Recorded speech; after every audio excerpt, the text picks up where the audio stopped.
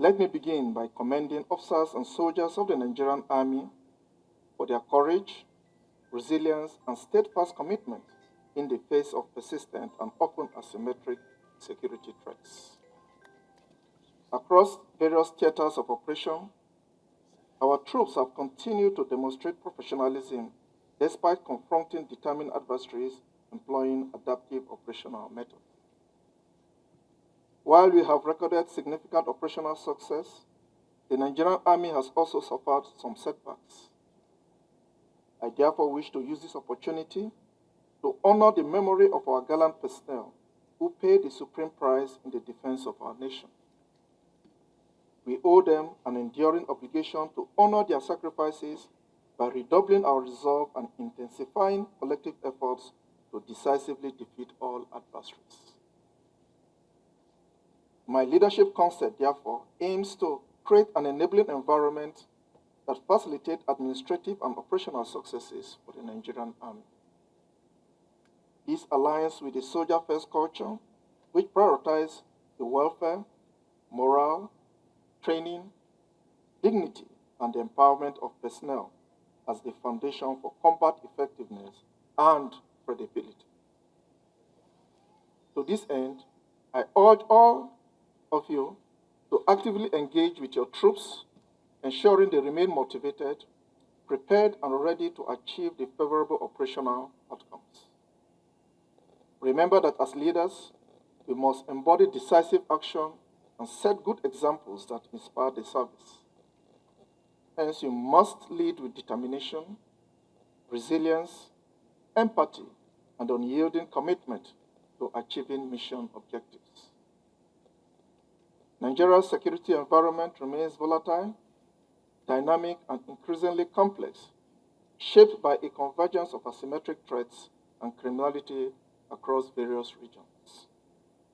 In the Northeast, residual Boko Haram and Islamic State for West African Province elements continue to challenge stability through sporadic attacks on military targets and the use of improvised explosive devices and incursions against civilian populations. These threats have necessitated our robust response in the form of sustained, intelligence-driven, and people-centric operations. Similarly, the Northwest and parts of the North Central remain afflicted by banditry, kidnapping, and communal violence marked by coordinated raids on rural communities, mass abductions along key corridors, and persistent attacks that undermine local governance, stability, and economic activity. Accordingly, the Nigerian Army must continue to evolve context-specific strategies to strengthen its operational posture and fully leverage intelligence-driven operations to dismantle insurgents and criminal strongholds. Meanwhile, the Southeast faces ongoing security challenges linked to secessionist violence and organized criminality, while the South-South contends with crude oil theft, infrastructure vandalism, and acts of economic sabotage. Furthermore, the Southwest continues to experience isolated incidents of violent crime and unrest. All this reinforces the imperative for a highly professional, agile, and a responsive Nigerian Army firmly aligned with national strategic objectives. In response to these challenges, the Nigerian Army has maintained an enhanced operational posture through continuous troop deployments, reconfiguration of formations, and the establishment of additional joint task forces, formations, and units in critical locations. For instance, 15 Brigade and its affiliated units in Anambra and Imo states, 12 Battalion in Ayimba, 226 Battalion in Ganye, 247 Reke Battalions in Mobi, Army Headquarters Logistic Base 4 in Gusau, Army Headquarters Logistic Base 5 in Ilorin, and Operation Savannah Shield in the North Central were all established to enhance operational presence and improve response to emerging security challenges. It is worth noting that one of the major enablers of our recent operational success has been the growing contribution of the Nigerian Army aviation assets to ongoing operations. Notably, for the first time in the Northeast Theater of Operation, the Nigerian Army aviation assets successfully enabled the insertion and extraction of troops within the Timbuktu Triangle. This achievement represents a major operational milestone in our efforts to dominate previously inaccessible areas, disrupt terrorist freedom of action, and project conduct power with greater speed and precision. It also demonstrates our deliberate transition towards a more technologically enabled, high mobile operations in response to the prevailing threats. Additionally, the establishment of the Depot Nigerian Army Amasri Eda is geared towards achieving the mandate of the Commander-in-Chief Directive of recruiting additional 28,000 troops for force expansion. These measures have strengthened our operational reach, improved response time, and facilitate effective intelligence-led operations.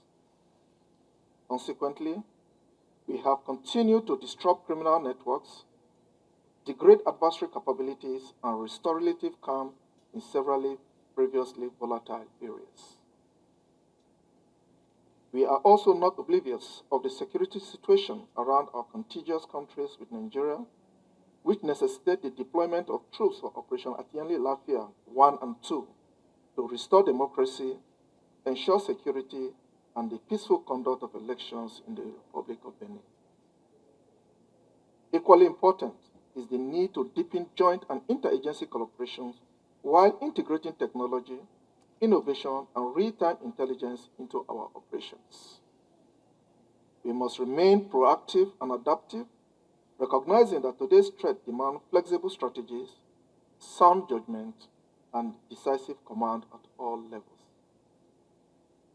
In a bid to guide the direction of the Nigerian Army under my stewardship, I articulated a command philosophy which seeks to advance the transformation of the Nigerian Army into a more professional, adaptable, combat-ready, and resilient force capable of decisively discharging its constitutional responsibilities within a joint and multi-agency environment.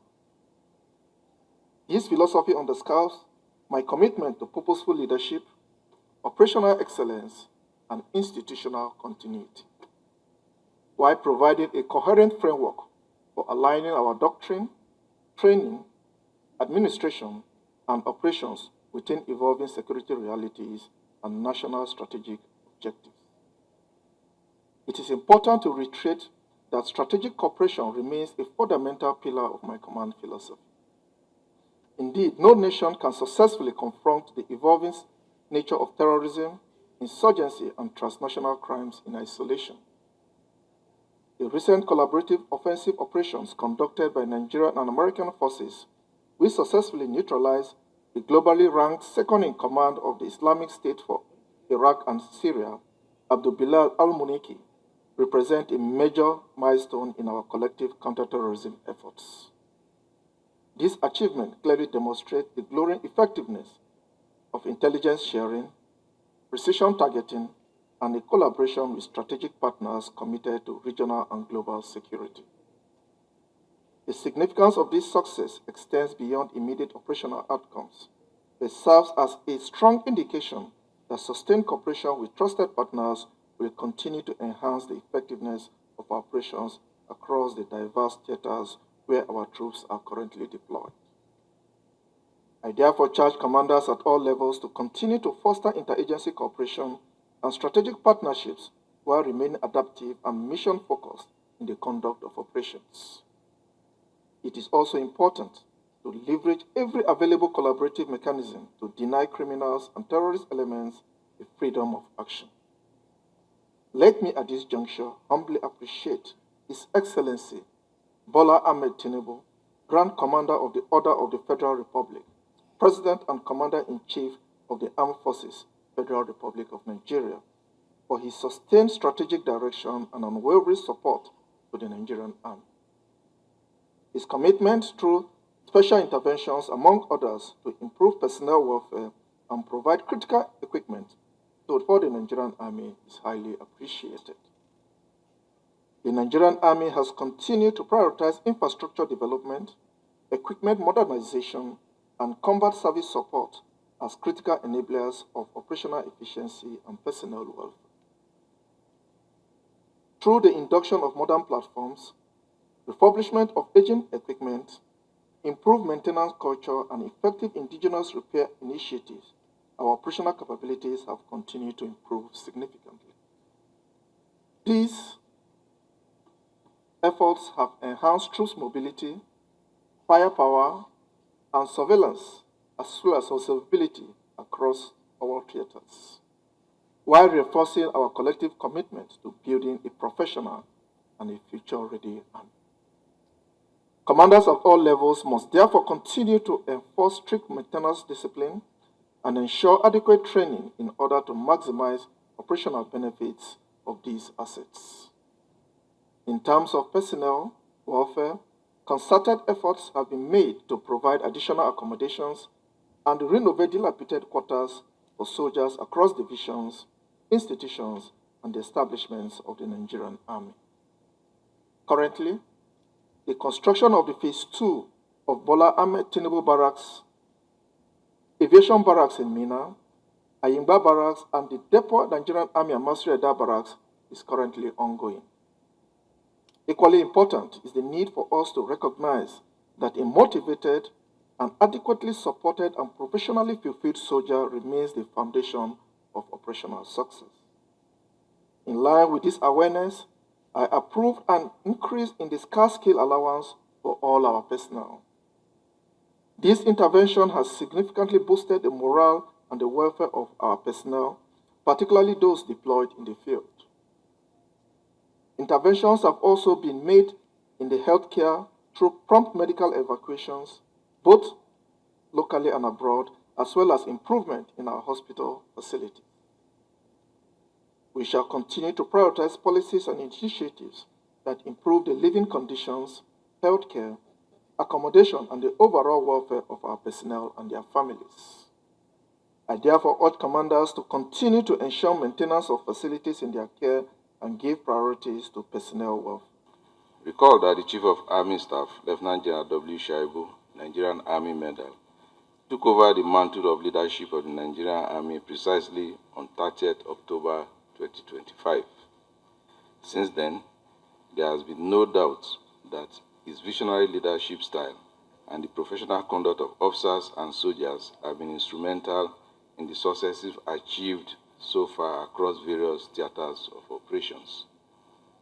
While we have made significant strides in our counterinsurgency efforts in the northeast to anti-banditry operations in the northwest and recently in the north-central and other parts of the country, our journey has not been without setbacks. Despite these setbacks, the Nigerian Army has remained resolute, drawing from the Chief of Army Staff's steadfastness, strength, and approach to contemporary challenges alongside our shared collective determination.